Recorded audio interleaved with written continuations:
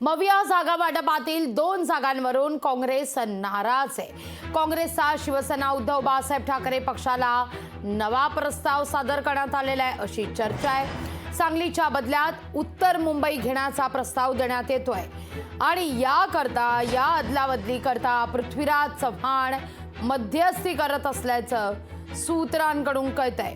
महाविकास आघाडी सांगलीच्या जागेचा तिढा सुटत नाहीये। दुसरीकडे काँग्रेसला उत्तर मुंबईत तुल्यबळ उमेदवारच सापडत नाहीये। त्यामुळे 2 जागांच्या तिढ्यामुळे महाविकास आघाडीत विसंवाद होऊ नये याकरता आता एक नवा प्रस्ताव चर्चेत आलाय।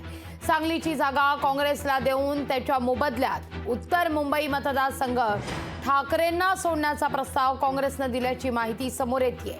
विशाल पाटील हे सांगलीकरता सक्षम उमेदवार असल्याचं काँग्रेसचं म्हणणं आहे। सांगलीच्या मोबदल्यात शिवसेना उद्धव बाळासाहेब ठाकरे पक्षानं उत्तर मुंबई लढावी असा प्रस्ताव देण्यात येतोय। जागा वाटप पूर्ण झालेलं आहे। मुंबईतल्या जागा वाटपाचा सुद्धा विषय संपलेला आहे।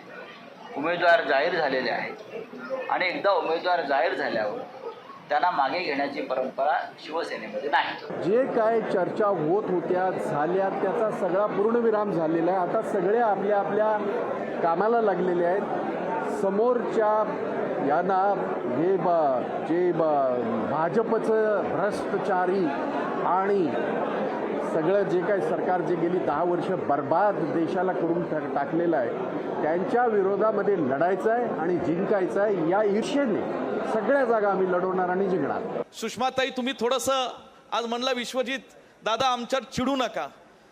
घरातल्या भिंतींमध्ये कुटुंबातला सदस्य म्हणून चिडणे हा माझा नैसर्गिक अधिकार आहे। सांगलीचा काँग्रेस पक्षाचा एक कार्यकर्ता, माझी निष्ठा ही काँग्रेस पक्षाशी आहे आणि तदनंतर महाविकास आघाडीशी आहे हे मी या ठिकाणी प्रामाणिकपणे सांगू इच्छितो।